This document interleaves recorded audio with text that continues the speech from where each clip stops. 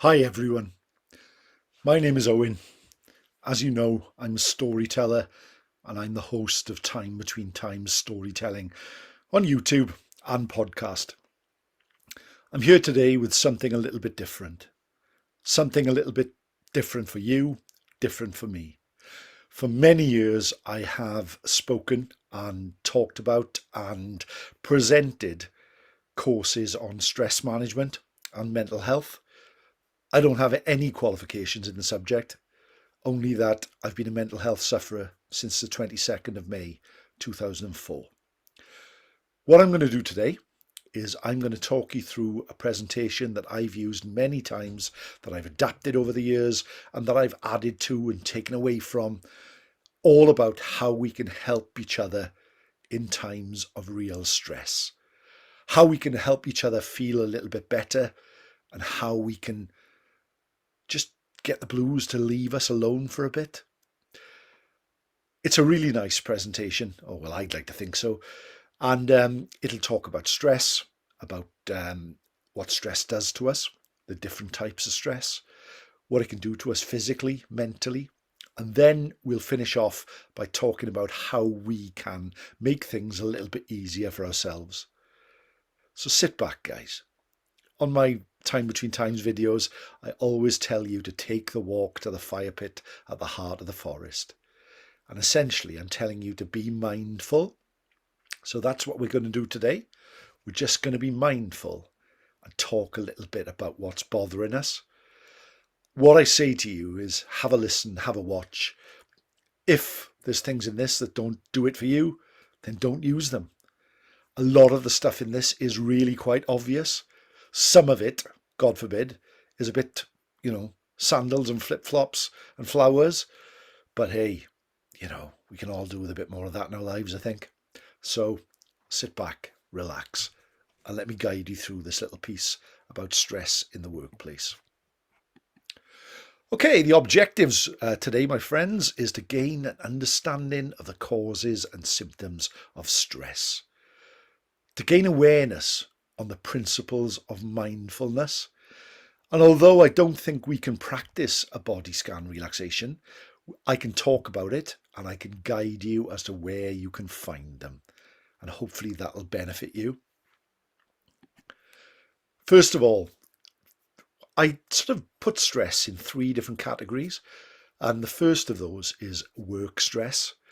Work stress is very much what we call the bucket effect, in that each day, throughout the day, every day, little drops of water of stress fall in your bucket.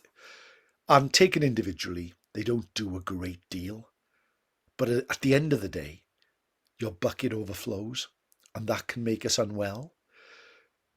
With work stress, it's all about managing that bucket, tipping out the water when it starts to get a little bit higher than it should. So some of the things that could cause work stress, I'm not going to read all these out. We're all adults, I hope.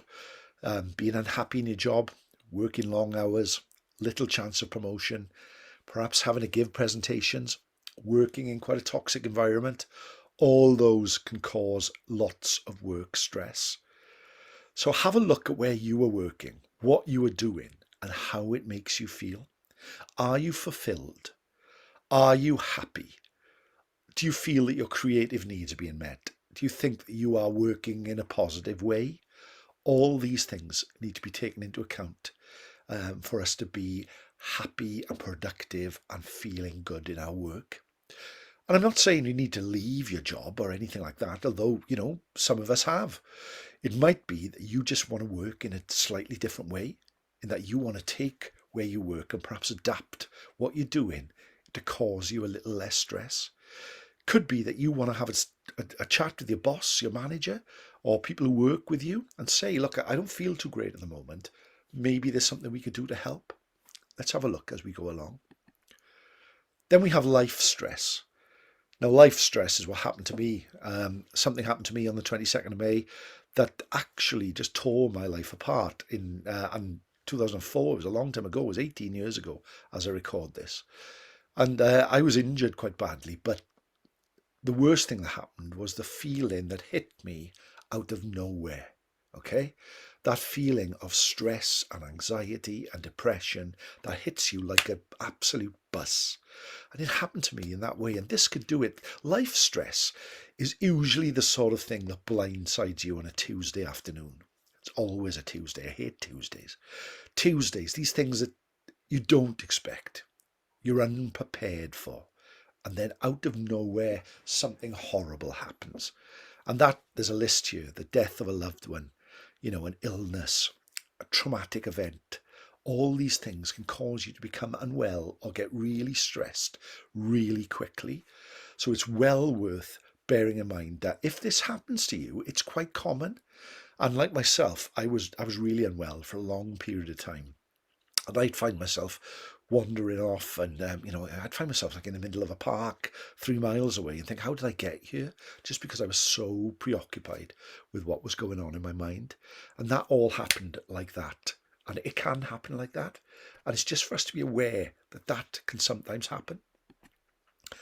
And then internal stress. Now, internal stress is the stress that we put on ourselves. Could be that we want to do our job as best in the best way we possibly can.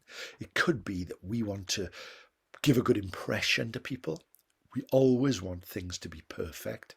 We always want things to be as they should be. And sometimes we put a lot of unrealistic pressure on ourselves. The things that we take on, the things that we agree to do on top of our normal day-to-day living can sometimes cause us to become a little bit unwell as well. And change, we fear change. We really do. And sometimes that can cause you to become, quite sort of stressed out as well. But how can it impact you? Well, there's many ways it can impact you, my friends. Loads of ways. Let's have a look at a few. There's cognitive symptoms, okay? Cognitive symptoms of stress are what stress does to your mind. And that's memory problems. When I'm unwell, one of the first things that happens to me is that I'll walk into a room and think, well, why am I here? I forget people's names. I even forgot the name then, didn't I? I forget why I'm in a place. I forget little tasks that I need to do. An inability to concentrate. Try reading a book or a novel, when you're really stressed. It's really hard. Poor judgment. Seeing only the negative. Anxious or racing thoughts. And constant worrying. Now, my friends, unless you've suffered from constant worrying, there's nothing like it, or anxious thoughts, that waking in the night. You just get those few seconds of bliss and then boom, in they come. The thoughts are right in your mind and it's really hard to get rid of them. And that's a hard thing to live with. And there's ways we can help each other with that. There's ways and little things that we can do to help each other. So we'll have a look at that as we go on. There's emotional symptoms. Stress, anxiety, depression is a very selfish illness, in that the illness is selfish and it makes you feel that you're the only person who's ever felt this way. There's moodiness, irritability or short temper, feeling overwhelmed, and a sense of loneliness and isolation. Often your friends and your family will be there trying to help you, but you feel that, they don't understand what's going on. And that's right, because unless you've been there, it's very hard to understand what that feeling is like. You really have to go there to come back. And that's a really good thing to remember, that sometimes the way the illness makes you feel is quite hard to explain. And that's something we need to get over to our friends and our family.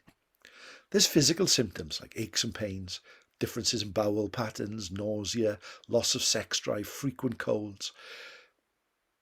Healthy body, healthy mind is a saying, and that's really, really true when it comes to stress. If your mind is unhealthy, your body starts to break down as well. You find yourself with really unusual bowel patterns. You can find yourself getting strange aches and pains and always being run down as if with a cold. And that is often a symbol of stress. Loads of things that can happen that make you just feel tired and anxious and a little bit down, which are real physical symptoms of stress itself.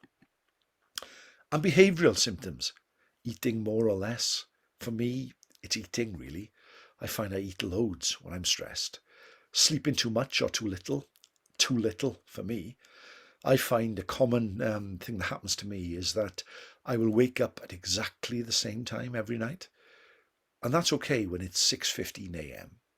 But it's not okay when it's 1 in the morning, and you can't get back to sleep. Procrastinating or neglecting responsibilities or nervous habits like nail biting, etc.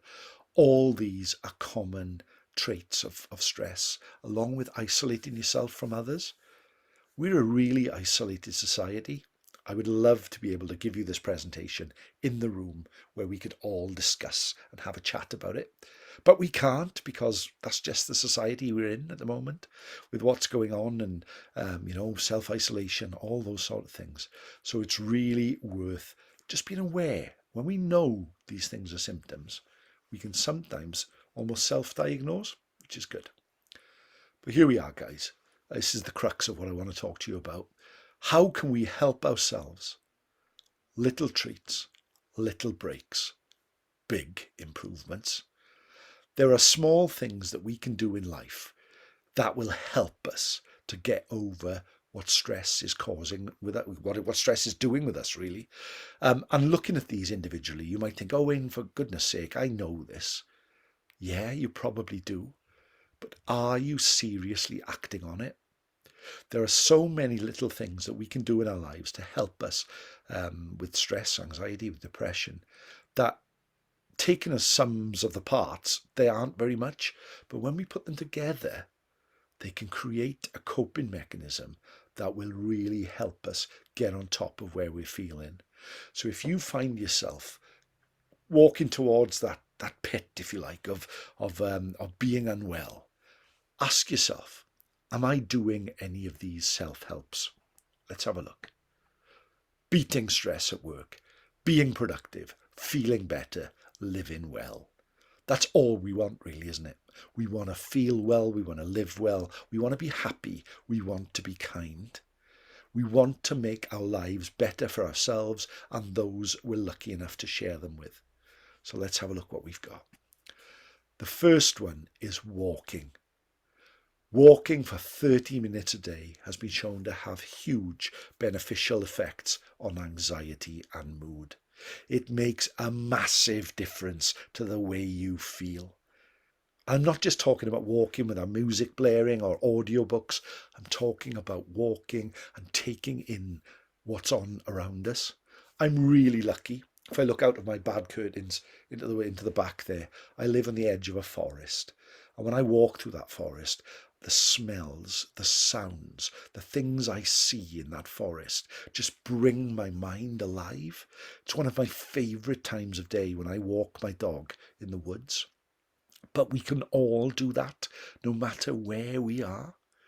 Go outside, breathe that fresh air, look around you at what is happening and really take that in.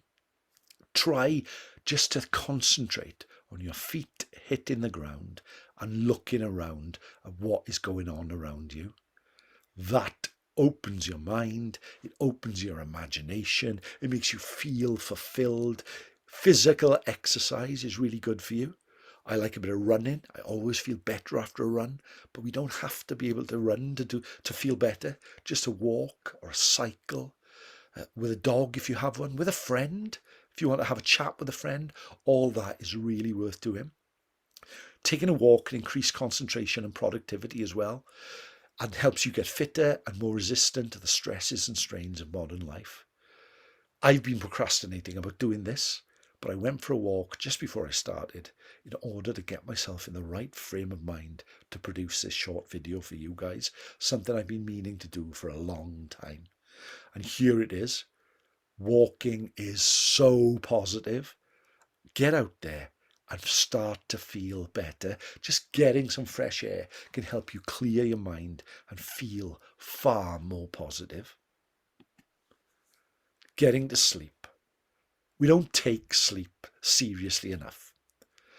We need to start looking at how we prioritize sleep in our lives. I was a shift worker for many years, and I'd find sometimes I'd finish at 1 or 2 in the morning, and I'd be literally walking up my stairs, taking off my uniform, putting it on the ground before I got, and then I'd lay in bed and I'd wonder why I couldn't get to sleep. Prioritize getting to sleep. Get your phone out of your bedroom. An hour before you do to go to bed, start thinking about how am I going to get myself in the right frame of mind to sleep. Perhaps a warm bath, a sleep-friendly environment, close the curtains, make sure it's dark. A lot of people have televisions in their bedrooms. Guys, a bedroom should be where you sleep or where the magic happens, nothing else, okay? Make it the room you go to sleep. Get yourself a regular bedtime routine. Reading is brilliant. And not read in the glare of a phone. When that white light of a phone or an iPad shines up, your mind comes awake.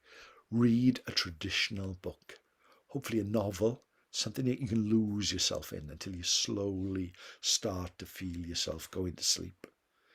Maybe a blackout blind was really good for me when I was a shift worker, so that daylight wasn't coming in. Right temperature, neither too hot, neither too cold, okay? And really prioritize getting into the right frame of mind for sleeping. It makes a massive difference, I promise you.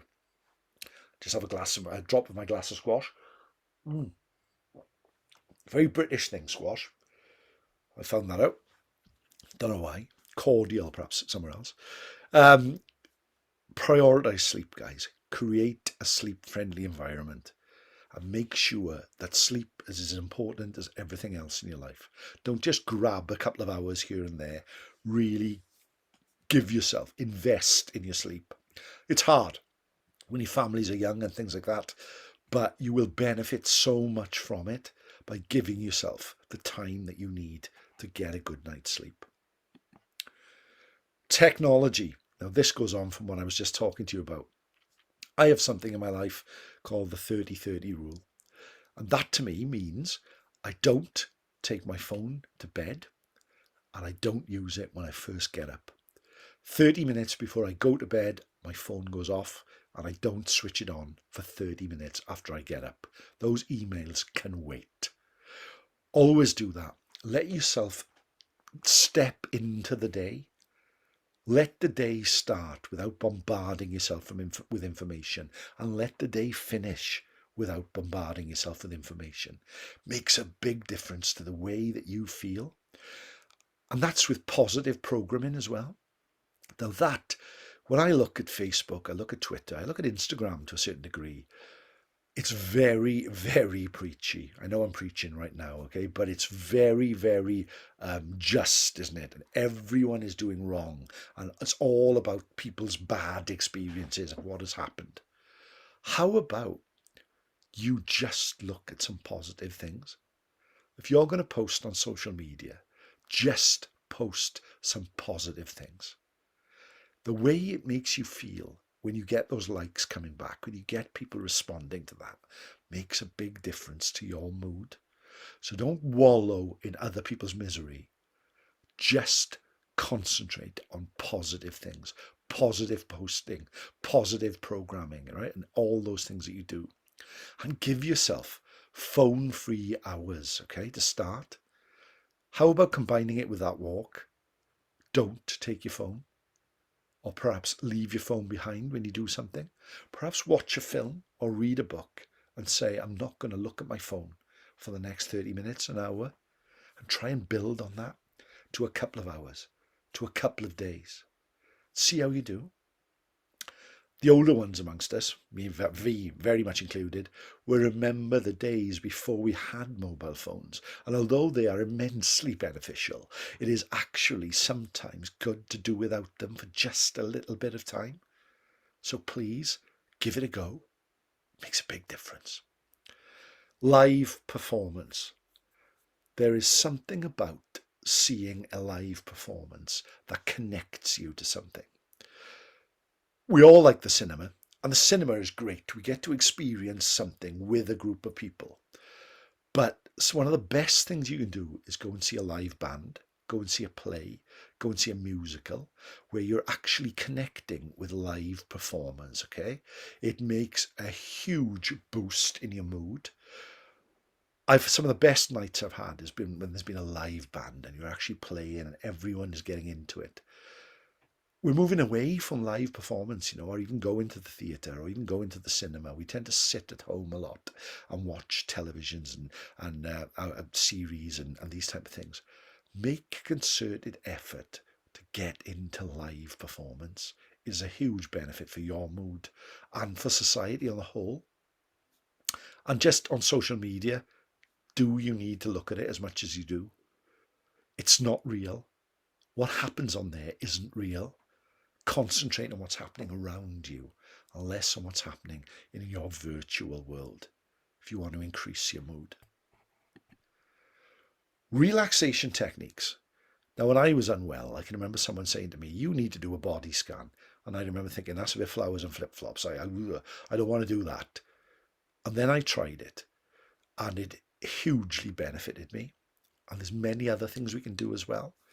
Visualizations, meditation, body scan, calming breath, a gratitude meditation. I'll talk about these in a minute, but the first one I'm going to do is tell you all about the body scan. The body scan is a simple relaxation that we can all do.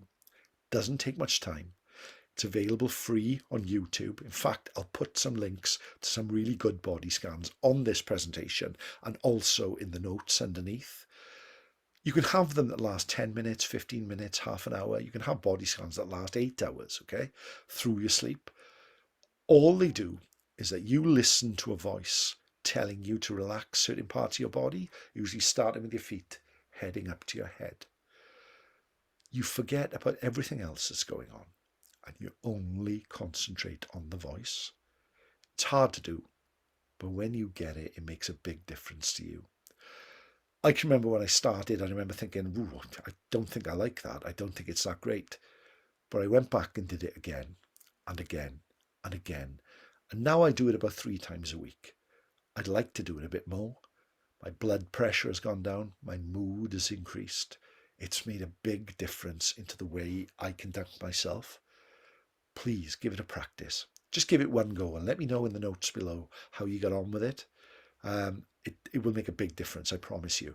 And just giving yourself that 10, 15 minutes just to lay down or sit in your favourite chair, wherever you're most comfortable, and really take in the body scan. Give it a go. And there's some useful links here. There's a really good body scan there. I'll put that link in the show notes below, okay? It's a lovely 15-minute one. You've got to be careful. I mean, there's some on there that will take you to that deep, relaxing place and then go, wah, as a joke or whatever. Or some that will go, concentrate on your genitalia. All these things that we don't really want. You want a really good body scan that works well for you and is a responsible sort of source, really. There's also a really good video there. There's a book called I Had a Black Dog by a guy called Matthew Johnson. It's literally a book that you will read in 10 minutes, full of gorgeous illustrations. Looks like a children's book.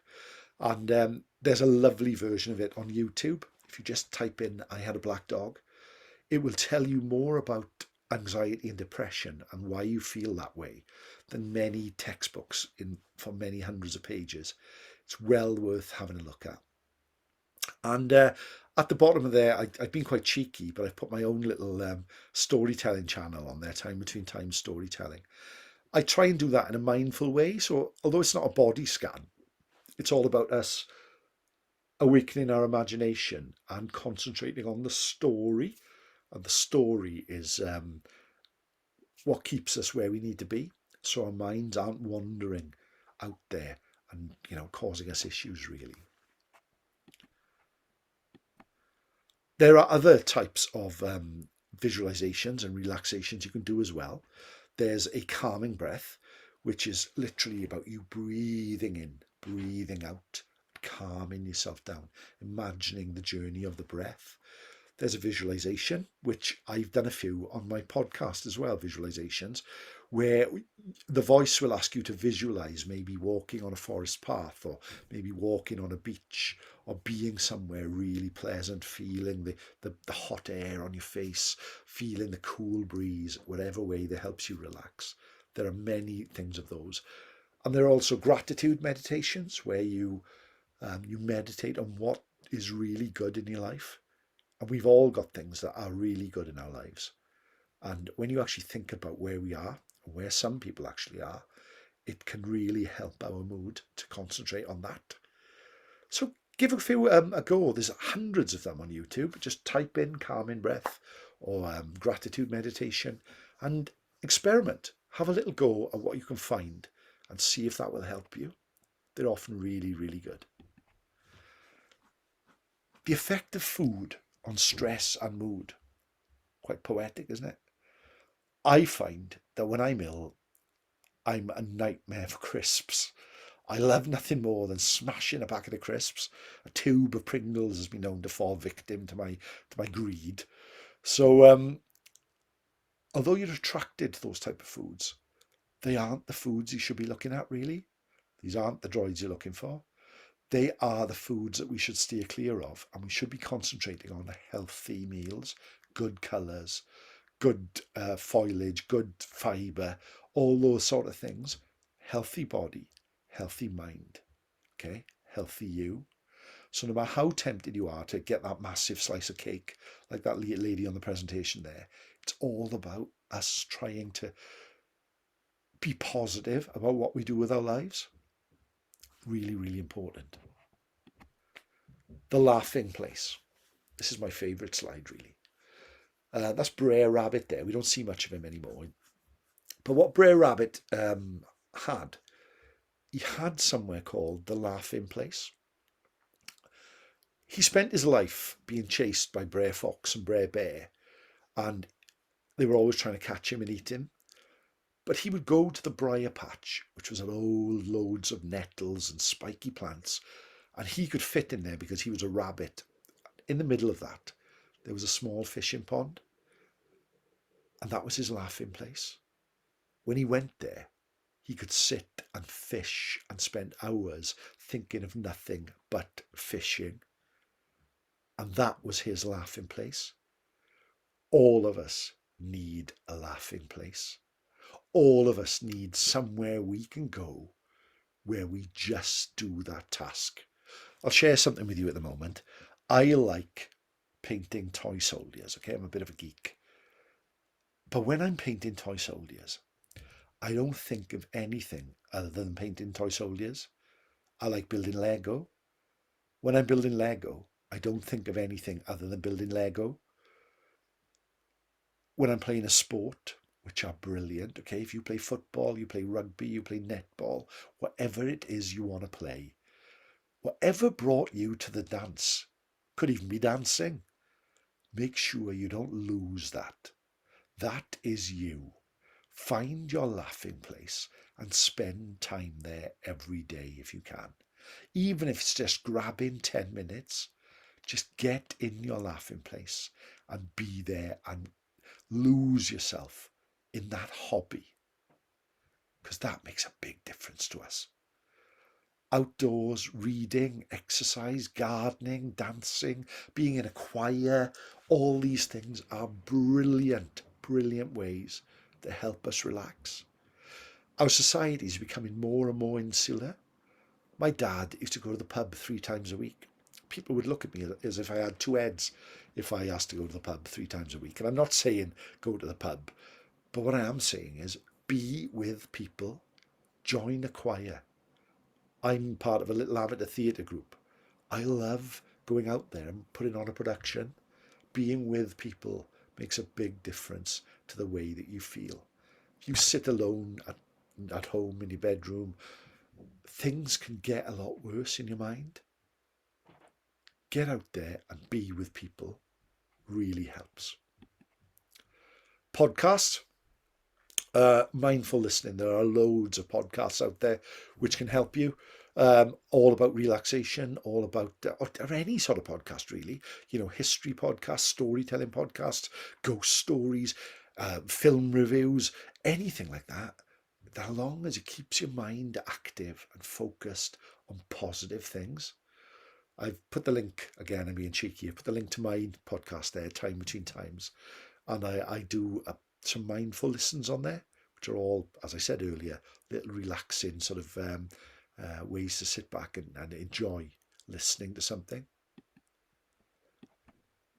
And where to find more help, guys? Well, the first place, obviously, if you're feeling really unwell and things are getting on top of you, please go to your GP. They can offer you medication. I take medication. It's nothing to be ashamed of. It's something that can help us and just take the edge off things for a little while. Libraries. I love libraries.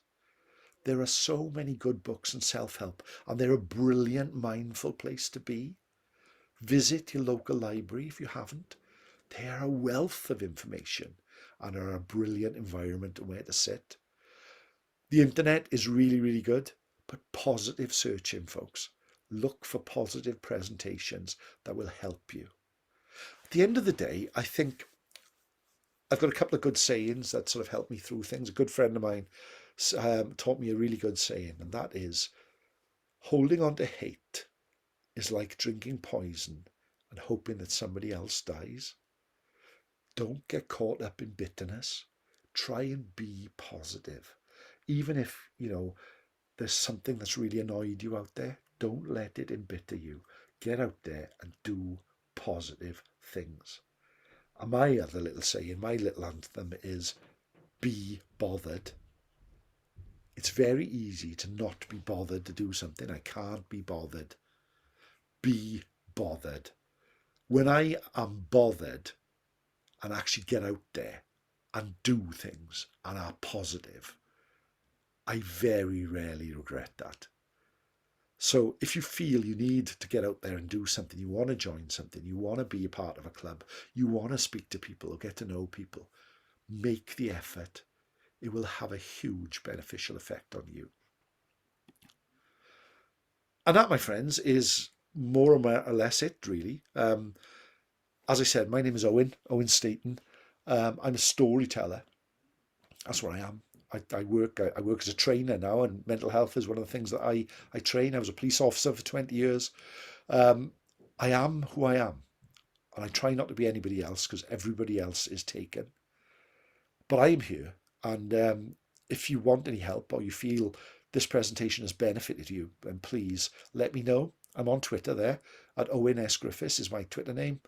If you're feeling really generous, I've got a Ko-fi page, and it's ko-fi.com/Owen Staton. And please just buy me a coffee. That will make my heart sing if you do that. It's just a couple of quid, and it makes a big difference to me and helps me carry on producing videos, buy new equipment, help my hobbies, help me be more mindful myself. I also have two YouTube channels, Time Between Times Storytelling. There are many, many stories on there that you can enjoy, all of them told in a mindful way. Storytelling is a really, really positive mental health thing to do because it helps you awaken your imagination and brings back something sort of primal in us, really. And I've got Adventures at the Time Between Times as well, which is a channel based on my wargaming, really, and my the gaming that I do with my soldiers, where I create stories using some simple rules to just act out things. I basically play toy soldiers, but you might enjoy that as well. My friends, I really want to thank you for sitting through here and listening to what I've had to say. That's the end of that presentation.